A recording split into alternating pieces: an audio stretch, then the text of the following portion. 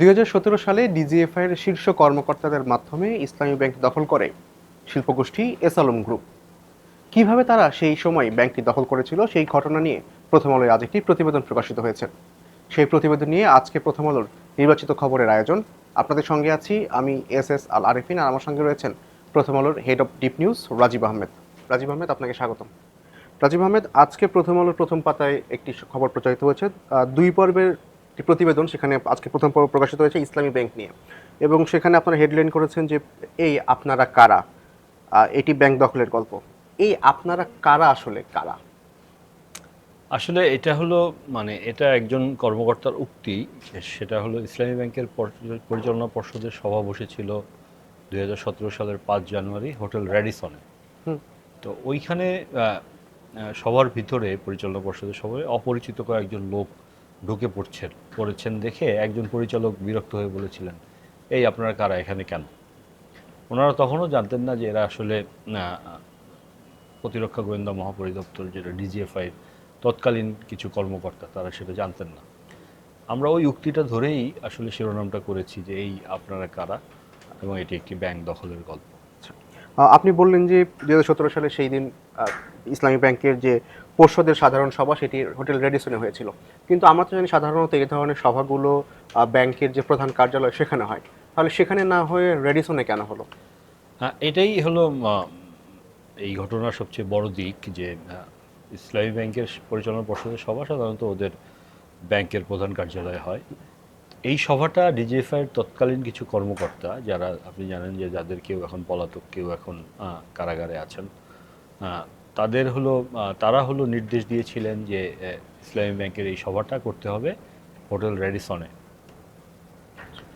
এটা একটা pre planned ছিল, এবং সেখানে আগে থেকেই তারা সিদ্ধান্ত নিয়ে রেখেছিলেন যে এই সভার আগে ব্যাংকের চেয়ারম্যান, এমডি এবং ভাইস চেয়ারম্যানকে পদত্যাগ করাবেন, এবং সেখানে নতুন চেয়ারম্যান নিয়োগ দেওয়া হবে, এবং ব্যাংকটা আসলে এস আলম গ্রুপের নিয়ন্ত্রণে যাবে, যে বিতর্কিত ব্যবসায়ী গোষ্ঠী, আপনি জানেন।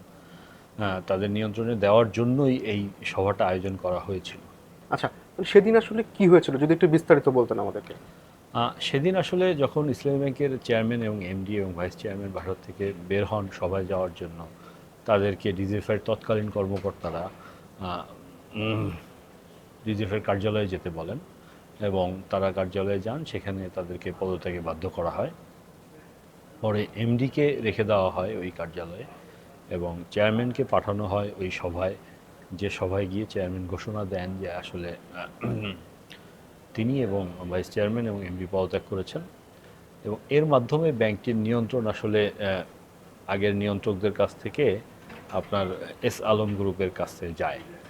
এবং সেই 2017 সালের এই পট পরিবর্তনের পরে কিন্তু এস আলম গ্রুপের নিয়ন্ত্রণের থেকে ব্যাংকটিতে নানা অনিয়ম হয়েছে। সেখান থেকে প্রচুর টাকা বের করে নেওয়া হয়েছে, এবং ব্যাংকটির খেলাপি ঋণ কিন্তু সে সময় 5% মতো ছিল, এখন সেটা উঠেছে প্রায় 50%। আচ্ছা, তো সেদিন সেই রেডিসনের সেই প্রোগ্রামে কি আসলে ডিজিএফ এর পক্ষ থেকে কেউ ছিল কিনা? ডিজিএফের পক্ষ থেকে ছিল মোহাম্মদ আকবর হোসেন, যিনি ডিজিএফের মহাপরিচালক, আরও কয়েকজন কর্মকর্তা সেখানে ছিলেন, তৎকালীন কর্মকর্তারা, যারা এখন আর ডিজিএফআইতে নেই। আচ্ছা, তো এই এস আলম গ্রুপের এই ব্যাংক দখল এবং টাকা বের করে নেওয়ার ঘটনা নিয়ে তো অনেক প্রতিবেদন হয়েছে। তো আসলে এতদিন পরে আপনারা নতুন তথ্য বেশ কিছু দিয়েছেন, তো এই তথ্যগুলো আসলে আপনারা কিভাবে সংগ্রহ করলেন? দেখেন, এই রিপোর্টটা করেছেন আমাদের সিনিয়র রিপোর্টার সানাউল্লাহ সাকির।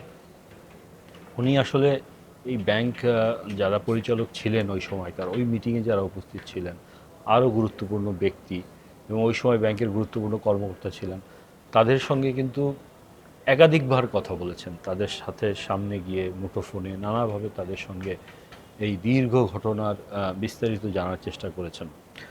এর আগে রিপোর্ট আমরা করেছি, প্রথম আলোতেও ছাপা হয়েছে, অন্যান্য পত্রিকায় ছাপা হয়েছে। সেটা আসলে একটা খণ্ড খণ্ড চিত্র ছিল। আমরা মেলানোর চেষ্টা করেছি যে আসলে পুরো চিত্রটা কি হয়েছিল, এবং পুরো চিত্রটা মেলানোর পাশাপাশি আমরা হলো এই ঘটনার কিছু কিছু দিক যেগুলো আগে উন্মোচিত হয়নি, সেই উন্মোচিত সেই দিকগুলো সামনে আনার চেষ্টা করেছি। যেমন একটা ঘটনা কিন্তু কখনো কোথাও আসেনি, সেটা হলো ওই দিন 17 সালের 5 জানুয়ারি সাইফুল আলম, যিনি এস আলম গ্রুপের চেয়ারম্যান, উনি কিন্তু বনানীর একটা মসজিদে ওনার বাসার কাছে নামাজ পড়তেন।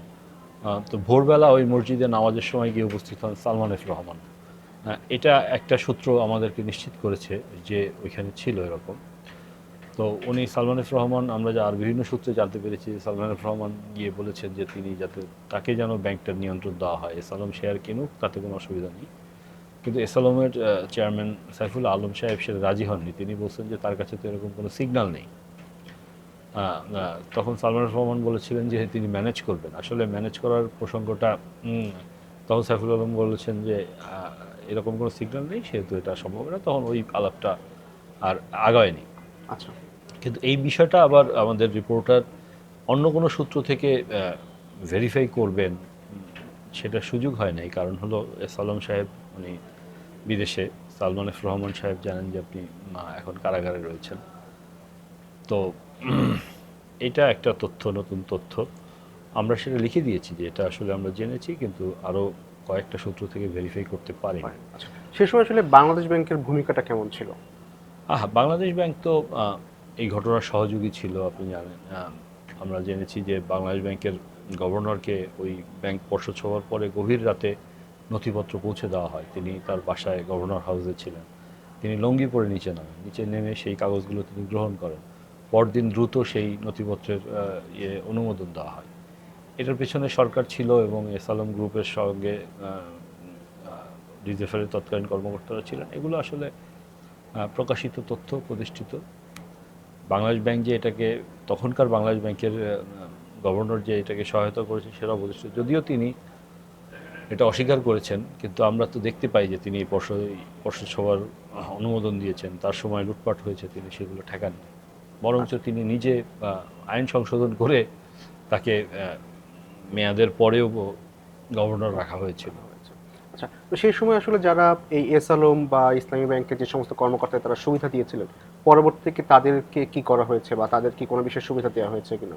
এস আলমের যারা ওই সময় এস আলম অনেক কর্মকর্তাকে, মানে এই ব্যাংকটা তো জামায়াতের ইসলামীর ঘনিষ্ঠ বলে পরিচিত, এবং জামায়াতের ঘনিষ্ঠ ব্যবসায়ীরাই ব্যাংকটা প্রতিষ্ঠিত করে, প্রতিষ্ঠাতাদের মধ্যে জামায়াতের ইসলামী ব্যবসায়ীরা ছিলেন।